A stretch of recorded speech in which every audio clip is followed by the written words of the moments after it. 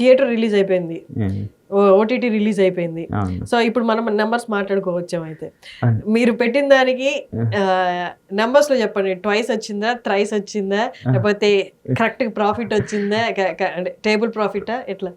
నేనేమనుకుంటున్నా అంటే బాగానే వచ్చిందని నేను అనుకుంటున్నా. నెంబర్స్ చెప్పడే నాకు ఆయన అంటే ఇంకా ప్రొడ్యూసర్ని అడగలేదు. బట్ నేనేంటంటే వాళ్ళు ఫుల్ హ్యాపీ, అందరూ హ్యాపీ, చాలా అంతా హ్యాపీ. అంటే ఆబ్వియస్లీ టేబుల్ ప్రాఫిట్ కన్నా పైన, పెట్టిన దానికన్నా పైన ఉంటుంది. అందరూ హ్యాపీ అండి. ఓకే, కొన్న వాళ్ళు హ్యాపీ, కొన్న వాళ్ళే హ్యాపీ, పెట్టిన వాళ్ళు హ్యాపీ, పెట్టిన వాళ్ళే హ్యాపీ. ఎలా అంటే చాలా చిన్న బడ్జెట్ అండి. చాలా చిన్నదంటే మనకి ఇప్పుడు ఎంత చిన్నదన్నా 2-3లో ఉంటాయి. అలా అని కాదు కానీ చాలా చిన్న బడ్జెట్. చాలా నేను ఏంటంటే చాలా చిన్న బడ్జెట్, దాంతో నేను మూవీ చూస్తే అవుట్పుట్ వేరేలా ఉంటుంది. కరెక్ట్. ఏంటి నెక్స్ట్ ప్లాన్స్ ఏంటి, కథలు ఉన్నాయా, రాసి పెట్టుకొని ఉన్నారా, లేకపోతే ఈ సినిమా మీద ఎఫర్ట్ అంతా పెట్టి ఈ సినిమా రిజల్ట్ తర్వాత మనం రాసుకుందాం అనుకున్నారా? లేదండి, నేను బేసిక్ ఎందుకంటే నేను మూవీ చేస్తున్నప్పుడు వేరే కథలు రాసుకున్నా, కొన్ని కథలు రాసుకున్నాను. ఎందుకంటే నేనేం చేశానంటే ఒక మూవీ అయిపోయిన తర్వాతనే కొద్దిగా సక్సెస్ వచ్చిందని ఓ స్టార్ హీరోతో చేయాలి ఇంకోటి అనే భావం నాకు లేదు. నేనేంటంటే స్టెప్ బై స్టెప్ బతుకుతాం. నెక్స్ట్ సినిమా అయినా కొత్త వాళ్ళతో చేయడానికి నేను రెడీనే. నెక్స్ట్ సినిమా అంటే మీడియం హీరో వచ్చినా రెడీనే, స్టార్ వచ్చినా రెడీనే, నేను అన్నిటికీ రెడీగానే ఉన్నా. స్టార్ హీరోకి కథ ఉంది, కొత్త వాళ్ళకి కథ ఉంది, మీడియం రేంజ్ హీరోలకి కథ ఉంది. నేను ఎవరు వచ్చినా నాకు ఇలాగనే చేయాలని రూల్ ఏం లేదు, అస్సలు లేదు. నేనైతే నాకు ఒకటి ఉంది, నేను ఇలాగనే వెళ్ళాలి అనేది ఒకటి ఉంది. నేను ఎవరు వచ్చినా సినిమా చేస్తా. నెక్స్ట్ ఒక స్టార్ హీరోతో సినిమా చేసినా కూడా మళ్ళీ కొత్త వాళ్ళతో చేస్తా. నాకు అది ఏమీ భేద అభిప్రాయాలు ఏం లేదు. నాకంటూ ఒకటి ఉంది, ఒకటి అనమాట. నాకంటూ ఒకటి సెట్ చేసుకోవాలి, నాకంటూ ఒక ఎయిమ్ ఉంది.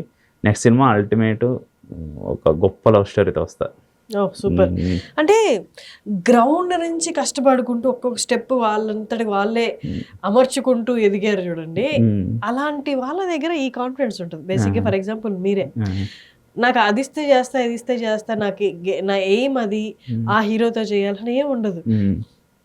నేనేం చేయగలను నాకు తెలుసు, దాంట్లో నువ్వు ఏ సోర్స్ ఇచ్చినా దాన్ని నేను ఇల్లుగా మార్చుకుంటా. అది నాకు ఉంది. అది ఎందుకంటే నాకు చిన్నప్పటి నుంచి మా అమ్మ నాన్న నేర్పించిన ఇది ఉండొచ్చు. నేను చిన్నప్పటి నుంచి నాకున్నదంతా నేను సర్వైవల్ అవుతా, ఎక్కువ అడవిడికి వెళ్ళడం, అది ఉన్నదాన్ని దాన్ని గొప్పగా ఎలా చేసుకోవాలని ఆలోచిస్తా. ఏ సినిమా అయినా పర్లేదు, నెక్స్ట్ ఏ సినిమా చేసినా కూడా తక్కువ బడ్జెట్ ఎక్కువ బడ్జెట్ అనేది థింక్ కాదు, పని చేయాలి, పని చేయడం నాకు అది ఇంపార్టెంట్. అది మంచి పని చేయాలి, మంచి అవుట్పుట్ ఇవ్వాలి. నా సైడ్ నుంచి వచ్చే ఏదైనా ఒక సినిమా కానీ ఒక మంచి సినిమా ఉండాలి. గుడ్ సినిమాకి బ్యాడ్ సినిమా చాలా డిఫరెన్సియేషన్ ఉంటుంది. నా సైడ్ నుంచి వచ్చే సినిమా గుడ్ సినిమా లాగానే ఉండాలి అనేది నా ఇంటెన్షన్. అంటే ఇప్పుడు రైట్ నౌ బయట జరుగుతున్న మార్కెట్ సిచ్యువేషన్ అన్ని చూస్తే సినిమా అనేది చాలా క్లిష్ట పరిస్థితుల్లో ఉంది అంటున్నారు. సినిమా తీసిన మార్కెట్ అవుతుందో లేదో తెలీదు, ఒకవేళ మార్కెట్ అయినా ప్రాఫిట్స్ వస్తాయో లేదో తెలీదు.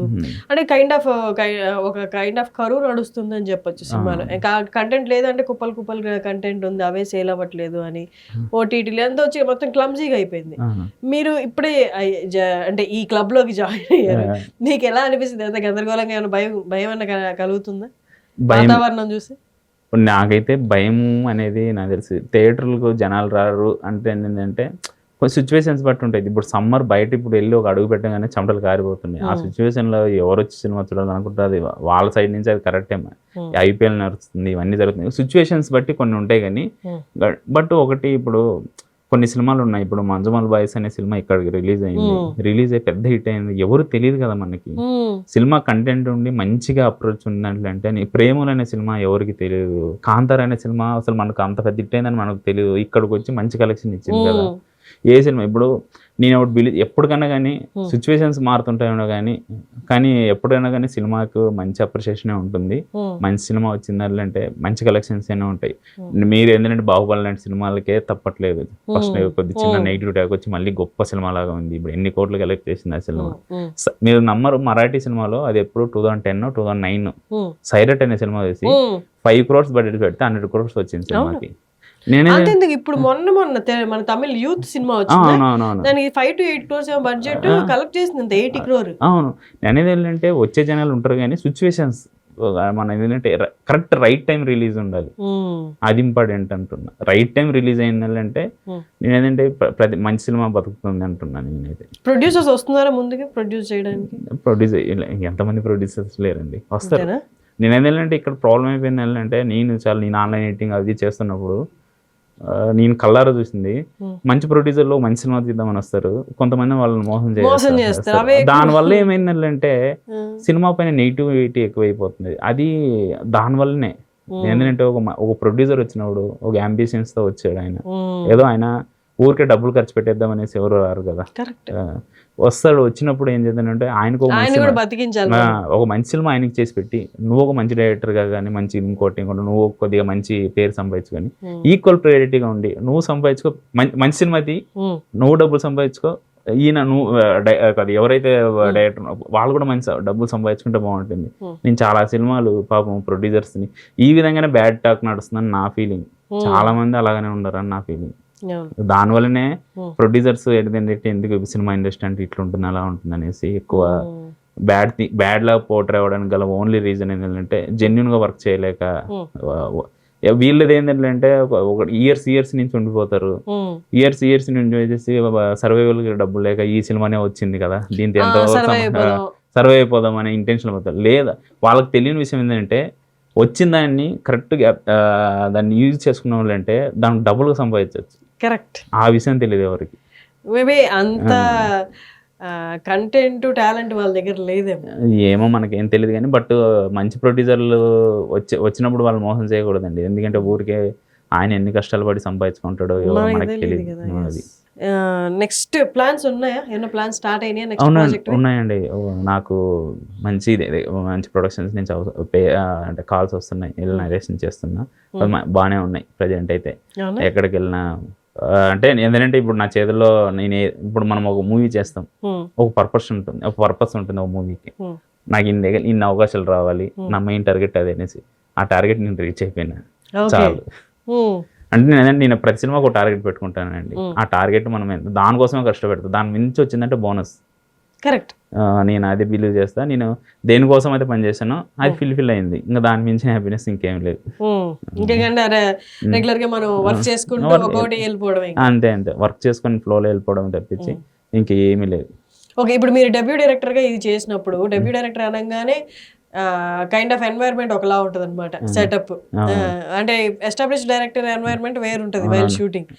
సో కైండ్ ఆఫ్ నేను డెబ్యూటెంట్ ని అన్న ఫీల్ మీకు క్రియేట్ చేసేలా ఎన్వైర్న్మెంట్ ఉండిందా సెట్ లో? అండి కిరణ్ గారు మొత్తం అప్పచెప్పేశారు నాకు, నేనే వెళ్ళి మొత్తం చూసుకొని వచ్చా. ఏంటంటే అప్పుడు నాకేంటంటే బాధ్యత పెరిగిపోయింది, ఒక డెబ్యూటెంట్ డైరెక్టర్ గా లేదు అస్సలు. నేను ఏంటంటే ఇప్పుడు ఏదంటే క్రియేటివ్ ప్రొడ్యూసర్ రితికేస్తారు ఉన్నారు, ఎగ్జిక్యూటివ్ ప్రొడ్యూసర్ మదన్ అన్న ఉన్నారు, వాళ్ళందరూ ఉన్నారు. బట్ వాళ్ళు ఉన్నా కూడా నాకు ఎక్కువ బాధ్యత ఎక్కువైపోయింది.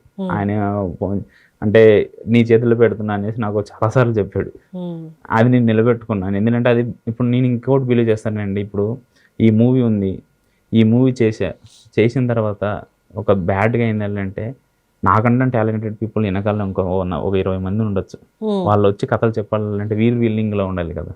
ఆ బాధ్యత అనేది ఎక్కువైంది నాకు. నా వెనకాల ఉన్న ఎవరైతే ఉన్నారో వాళ్ళు ఎవరైతే ఉన్నారో వాళ్ళకి అవకాశాలు రావాలంటే నేను బాగా చేయాలిగా. ఆ థింకింగ్ ఉంది చూసారా, it takes you a long way. అంటే ఇప్పుడు నేను వచ్చి ఈ దారి ఏదైతే మొదలైందో దాన్ని మూసేయకుండా నేను నా పని చేసుకుని దారి నీట్ గా పెట్టేసి వెళ్ళిపోతే ఇంకొకళ్ళు వస్తారు ఆ దారి అనేది. వాళ్ళు నాకన్నా టాలెంటెడ్ ఉండొచ్చు కదా వాళ్ళు, అది నా మోటివేట్. ఏంటంటే ఆ స్ట్రగుల్ నేను చూసా కదా బేసిక్ గా. ఏంటి వెళ్ళి నేను ఎక్కడ ఆఫీసులు తిరగలేదండి, నా లక్. నేను ఓన్లీ ఎడిటింగ్ వెళ్తుంటే చూసాను. ఇప్పటికీ మా అన్నోళ్ళు నా ఫ్రెండ్స్ అన్నోళ్ళు అయినా కూడా నా ఫ్రెండ్స్ లాగా ఉంటారు వాళ్ళు 20 years అయింది వచ్చి, 25 years ఉంటుంది. ఇప్పటికీ అదే రూమ్లో ఉన్నారు పాపం, అదే స్టోరీ నరేషన్లో తిరుగుతున్నారు వాళ్ళు. ఇప్పటికీ అదే స్ట్రగుల్ ఉన్నారు, లేకుంటే ఏదో పని చేసుకొని వెళ్ళిపోవడం. నాకు దేవుడు మంచిగా లక్ తెలియకుండా ఇచ్చాడు. ఒక డైరెక్టర్గా నాకు పేరు వచ్చింది ఫిలిం ఇండస్ట్రీలో. ఓకే, తిమ్మరాజుపల్లి మూవీ డైరెక్టర్ వి మునిరాజు ఉన్నాడు అనేదానికి నేను ఎంతో లక్. సీరియస్గా చెప్తున్నా, నాకన్నా ఎక్కువ టాలెంట్ ఉన్న పీపుల్స్కి రాదు అవకాశాలు కూడా, నాకు వచ్చింది. I'm happy.